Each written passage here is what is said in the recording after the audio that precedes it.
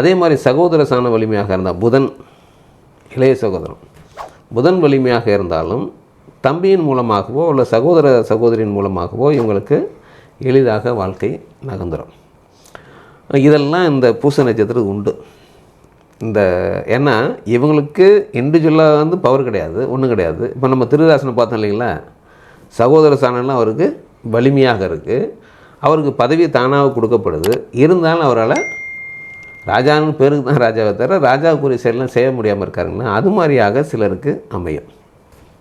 எப்படி இருந்தாலும் இந்த லக்னம் உங்களுக்கு ஒரு 40 வயதை கடந்ததுக்கு பிறகு இந்த பூச நட்சத்திர பகுதியில் பிறந்தவங்களுக்கு, அதே மாதிரி இப்போ இந்த தேதிகளில் தை மாதத்தில் பிறக்கிறாங்க இல்லைங்களா, அவங்களுக்கு இதை சொன்னோன்னாக்க இந்த பகுதி எல்லாமே 40 வயது வரைக்கும் கடந்த பிறகு தான் எப்போது இவங்களுக்கு சுக்கிரதசை ஆரம்பிக்கிறதோ அங்கேருந்து வாழ்க்கை மகிழ்ச்சியாக மாறும், சிறப்பாக இருக்கும். இது வந்து ஜோதிட ரீதியாக அவங்களுடைய வாழ்வியல் 40 to 60, 60 மேலே இன்னும் உச்சம், 60, 66, 76, 83 வயது வரைக்கும் அவங்களுடைய கடைசி வாழ்க்கையெல்லாம் ரொம்ப பெருமைக்குரியது, மகிழ்ச்சிக்குரியது அப்படி அமையும். ஏன்னா எல்லாமே லக்னாதிபதிக்கு யோகாதிபதி திசைகள்லாம், சூரிய திசை, சந்திர திசை, எல்லாமே செவ்வாய் எல்லாமே வந்து உங்களுக்கு ஒரு யோகத்தை கொடுக்கக்கூடிய திசைகளாகும். அப்போ பெண் வாழ்க்கை 40 வயதை கடந்த பிறகு உங்களுடைய வாழ்க்கை மிகச் சிறப்பாக அமையும். இது வந்து பொது அவங்கவுங்களுடைய ஜாதகத்தின் மூலமாக தான் இன்னும் ரொம்ப துல்லியமாக சொல்ல போக முடியும். ஏன்னா மற்ற கிரகங்கள்லாம் எங்கே இருக்குது அப்படிங்கிற பொறுத்து தான் இவங்களுடைய வாழ்வியலில் வேறு என்னென்ன சப்போர்ட்டிவ் இருக்குது, என்னென்ன சப்போர்ட் இல்லை அப்படிங்கிறலாம் குரு, சூரியன், சுக்கிரன், புதன் இவர்களெல்லாம் மற்ற கிரகங்கள் தான் இவங்களுடைய இதை தீர்மானிப்பாங்க. ஏன்னா இப்போ ஒரு ராஜாங்கிற தனியார் நபர் இல்லைங்களா, நல்ல மந்திரி அமையணும், நல்ல வீரர்கள் அமையணும் அப்படிங்கிற மாதிரி நிறைய விஷயம் இருக்குங்களா. அது மாதிரியாக ஒரு பாதுகாப்பு எப்படி இருக்குது அப்படிங்கிறது செவ்வாய் குறிக்கும். ஒரு அறிவுபூர்வமான உங்களுடைய கல்வி நிலையை தீர்மானிக்கிறது புதன் தீர்மானிக்கும். குழந்தைகளை வந்து குரு தீர்மானிக்கும். இந்த மாதிரியாக சனி வந்து ஆயுளை தீர்மானிக்கும். அப்படிங்கும்போது மற்ற கிரகங்கள்லாம் என்ன நிலைமையில் இருக்குங்கிறது ரொம்ப ரொம்ப இம்பார்ட்டன்ட். அப்போ இண்டிவிஜுவல் ஜாதகத்தின் மூலமாக தான் இன்னும் ரொம்ப உங்களுக்கு தெளிவாக தெரியும். ஆனால் இந்த பொது விஷயம் உங்களுடைய லைஃப் இந்த மாதிரி இருந்தாங்கன்னா இப்படி இப்படி போகுங்கிறது பொது விஷயம். அதுக்கு நம்ம திருராசனை பார்த்தோன்னா இன்னும் நமக்கு இன்னும் நல்லா புரியும். அப்போ அங்கே கொஞ்சம் போயிட்டு வந்தோம்னாக்க மகாபாரத்தில் போயிட்டு வரும். ஆமாம், அடுத்த பாட்டுன்னா அப்போ தான் இன்னும் பேசலாம். ஏன்னா அங்கே வந்து அவர் அரசு பதவி இப்போ வந்து அவருக்கு கிடச்சிருச்சு, மறுபடியும் கிடச்சிருச்சு. பாண்டு வந்து இனி வாங்க போகிறது இல்லைன்னு அவருக்கும் தெரியும். பாண்டும் வரலை, வனவாசத்துக்கு போனவர் அங்கேயே இறந்துட்டார். இறந்தவொன்னே இப்போ இவருடைய கிரீடத்துக்கு ஆபத்து ஒன்றும் இல்லை. அடுத்து என்னென்னா உங்களுக்கு இப்போ பாண்டு அங்கே இறந்தானால அங்கே குழந்தைங்க பிறந்துட்டாங்க. குந்தியினுடைய வரத்தின் மூலமாக தருமன், பீமன், அர்ஜுனன், நகுலன், சகாதன் பிறந்துட்டாங்க. அதில் தருமன் மூத்தவனாக கருதப்படும். பாண்டுவனுடைய முதல் பையனுக்கும் இவருக்கு பிறந்த புத்திரன் தாமதமாக பிறகுறது துரியோதனன். தருமனுக்கு ஒரு நாள் பின்னாக பிறந்தவர் அப்படிங்கிற தருமன் ஒரு நாள் முன்னாடி பிறந்துட்டார். ஆமாம். அப்படிங்கும்போது இங்கே சகுனியுடைய என்ட்ரி இருக்கும். என்ன சொல்லுவார்னா, உங்கள் கிரீடத்துக்கு ஆபத்து வந்துடுச்சு, பாண்டுவனுடைய புத்திரன் தான் இந்த அரசாட்சிக்கு வருவான், உங்களுடைய புத்திரன் வரமாட்டான், ஆனால் இந்த கிரீடம் உங்களுக்குரியது நாங்கள் வச்சுக்கோங்கன்னு சொல்லி ஒரு பிட்டை போட்டு போயிடுவார். போட்ட உடனே இவருக்கு அந்த கிரீடத்தை காப்பாற்றணுங்கிற இது வந்துடும். அதனால் பேசாமலே இருப்பார்.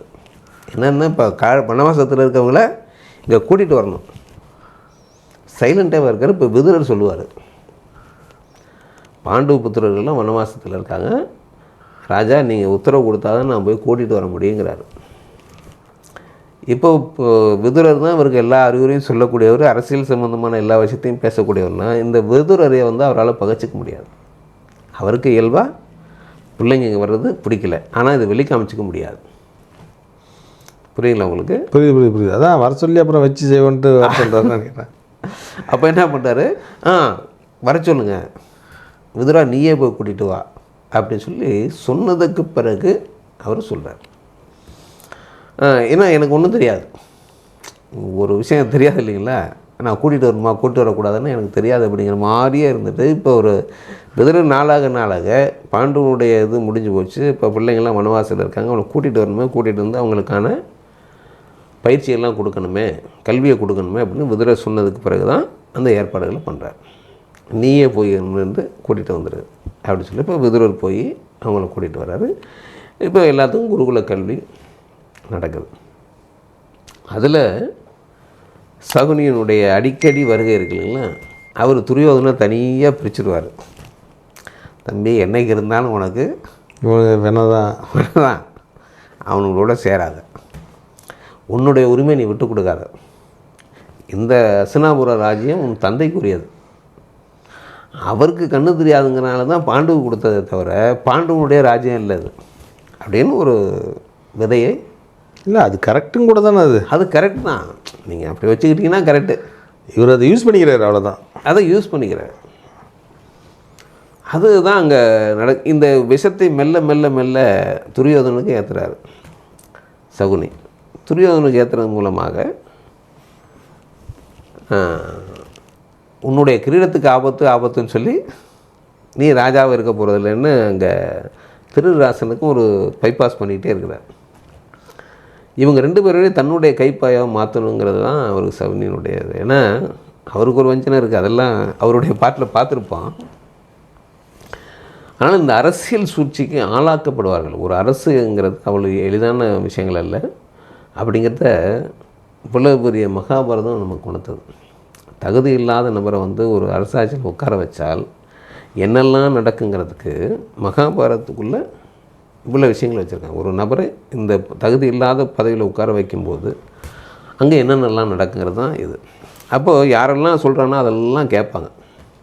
இப்போ எனக்கு ஒரே ஒரு நீங்கள் சொல்கிறத நான் கேட்பேன். எனக்கு கண்ணு தெரியலன்னு நான் என்ன சொல்லுவேன், சத்யா தான் எனக்கு முக்கியமானவர், கண்டிப்பாக அவர் சொன்னால் சரியாக இருக்கும், அவர் எல்லாம் பார்த்துட்டு சொல்கிறாரு, மற்றவனு இதை சொல்ல மாட்டேங்கிறானே, அப்போ நம்மளோட இடத்த பிடுங்கிறதுக்கு ஒருத்தன் எவனோ வர்றான், அதை விடக்கூடாதுன்னு நான் நினைப்பேன் இல்லைங்களா. அது மாதிரியான நிலைக்கு திருராசன் தள்ளப்படுறார். அப்போது இந்த ஒரு பதவியை விடவும் கூடாது, அதுக்கு ஆபத்துன்னா அந்த ஆபத்து உண்டாக்குறவங்கள நம்ம சும்மா விடக்கூடாது. இது இயல்பாக இருக்குது. ஆனால் இதை காமிச்சிக்க முடியல, திருராசனால் உண்மையிலே காமிச்சு கொள்ள முடியாத சூழலில். இப்போ பசங்க வளர்கிறாங்க, வளர்ந்து பயிற்சியெல்லாம் எடுக்கிறாங்க. அப்போ துரியோதனன் கதை பயிற்சியில் ரொம்ப மும்முரமாக செயல்படுறாரு. இப்போ ஒரு சுச்சுவேஷன் வருது, எல்லாம் பயிற்சியெல்லாம் முடிஞ்சு அவங்க எல்லாருமே இப்போ யாரை இளவரசனை ஆக்குவது அப்படிங்கிற ஒரு நிலை வந்துடும். நிலை வந்தவுடனே இந்த முடிவை இவரால் சொல்ல முடியாது, திருராசனால் சொல்ல முடியாது. ஏன்னா பீஷ்மர் இருக்கார், விதுரர் இருக்கார். அப்போ சபையில் பேசப்படுது. அங்கே துரியோதனன் சொல்கிறான், நான் என்னுடைய தந்தை தான் கண்ணு தெரியாதவர், நான் இல்லையா, என்னுடைய தந்தையினுடைய ப்ராப்பர்ட்டி தானே இது, தந்தைக்குரிய ராஜ்யம் இல்லது, அவர் மகனான எனக்கு தானே கொடுக்கணும் அப்படின்னு சொல்கிறான். ஆனால் யாரும் அதை ஒத்துக்கலை. உன்னோட வயசில் மூத்த ஒருத்தர் இருக்கான்ல, பாண்டு தான் அரசனாக ஆனார். பாண்டு அரசனானதுக்கப்புறம் அவருடைய வாரிசு வர்றது தான் சரியானது. அது மட்டும் இல்லாமல் உன்னோட அவன் காபந்தரசா தானே இருக்கார். ஆமாம், இது காபந்தரசர் தான், கரெக்டாக சொல்லுங்கள். முறைப்பிரகாரம் அவரை பதவி பிரமாணம் பண்ணி வைக்கலையே, இல்லை ராஜா இல்லை அவர், அந்த ராஜ்யத்தை பாதுகாக்கக்கூடிய நபராக அவர் இருக்கார், அவ்வளோதான். அப்போது இப்போ மற்றவர்கள் எல்லாம் சொல்கிறாங்க, இப்போ தர்மன் தான் எல்லாத்துக்கும் மூத்தவன், அப்படியே இருந்தாலும் தர்மனுக்கு தான் அந்த பதவியை கொடுக்கணும்னா இப்போ சைலண்ட். யாரும் துரியோதனன் சைலண்ட்டு, இவரும் சைலண்ட்டு. இவர் என்னடா பையனுக்கு வர வேண்டிய பதவி பறிபோகுதேங்கிற இது இருக்குது. வேறு வழியில் ஒத்துக்கிட்டு தான் என்னென்னா பீஷ்மர் சொல்கிறாரு, விதுரர் சொல்கிறார். அப்போ தர்மனுக்கே பதவி சுட்டலாம். கல்வி நிலைன்னு பார்க்கும்போது கொஞ்சம் அவங்களுக்கு சிரமம் தான். ஆரம்ப கட்ட கல்விகள்லாம் கொஞ்சம் அதை சொல்கிறேன். கல்வி சிரமமாக இருந்தாலும் கூட இந்த லக்னத்தினுடைய தன்மை இப்போ மற்ற கிரகங்கள் பவர்ஃபுல்லாக இருந்துச்சுன்னா உங்களுக்கு கல்வி தடையில்லாமல் போயிடும். என்ன கொஞ்சம் சிரமப்பட்டு படிச்சுக்கிட்டு இருப்பாங்க, மைண்டில் ஏறாது, இதுதானே தவிர கல்வி கம்ப்ளீட் பண்ணிட்டு. உங்களுக்கு தொழில் வேலை எப்படி சார் இருக்கும் உங்களுக்கு? அது அருமையான கல்வி. ஏன்னா 10ஆம் இடம் உங்களுக்கு கிரமசான செவ்வாயினுடைய இடமா போயிடுது. பெரும்பாலான கல்வி எப்படி இருக்குன்னு கேட்டிங்கன்னா உங்களுக்கு எலக்ட்ரிக்கல்ஸ், எலக்ட்ரானிக் சம்மந்தப்பட்டது, இப்போ இன்றைக்கி இருக்கிற அந்த டெக்னாலஜி சம்மந்தப்பட்டது, அதனுடன் மிஷினரி சம்மந்தப்பட்டது, அப்புறம் நிலயோகம் உடையவங்க.